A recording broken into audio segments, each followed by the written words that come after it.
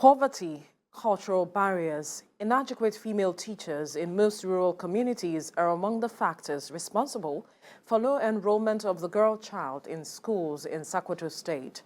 This is changing due to programs like the Girl Education Project, which has run in 6 northern states for more than a decade now. But as the GEP program comes to an end next month, a visit to communities where the program has been implemented shows that a lot more needs to be done. According to data published by the UNESCO Institute of Statistics, over 258 million children, adolescents and youth across the globe are out of school. This is around 1/6 of the global population of school-age children between ages 6 and 17 years old.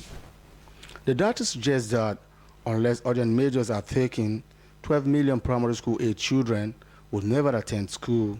This will make it difficult to ensure inclusive quality education for all to be achieved, one of the Sustainable Development Goals set by international community for 2030.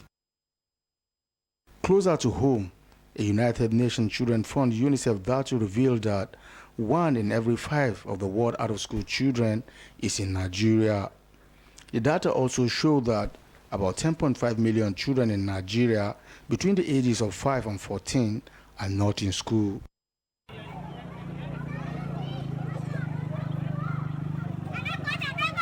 The situation is worse in northern Nigeria, where the northeast and the northwest geopolitical regions have the most worrying statistics of out-of-school children due to the insecurity experienced in the geopolitical regions. Over 50% of girls in the region are not in school due to certain factors that go beyond security, which include economic barriers, socio-cultural norms and practices that discourage attendance in formal education, especially for the girl child.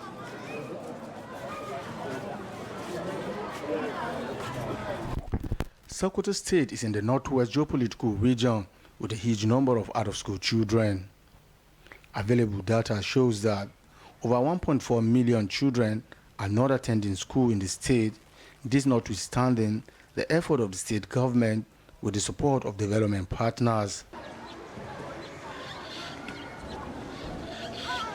This has also necessitated a number of efforts, including collaboration and participation in a number of programs aimed at encouraging school enrollment in the state. One of such programs is the Girls Education Project, which was initiated in 2012 and funded by the Foreign Commonwealth and Development Office of the United Kingdom. The program is implemented in 6 states of northern Nigeria by UNICEF in partnership with the various state governments of Sokoto, Zamfara, Bauchi, Kano, and Niger and Katsina.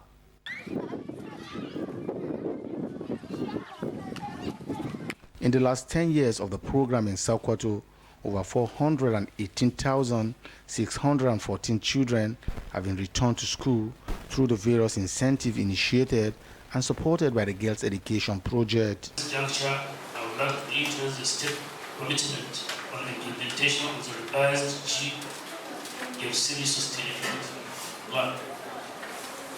Finally, I wish to once again appreciate UNICEF and Foreign Commonwealth Development Office contribution to access to quality education. Incentives that made the achievement possible include the Girls for Girls initiative, training for teachers with more attention on female teachers, the school-based management committee, the Mothers Association, school feeding, and cash transfer initiative. All these incentives resulted in a massive school enrollment drive in Sokoto, as grants were provided by UNICEF to support all these activities to encourage performance.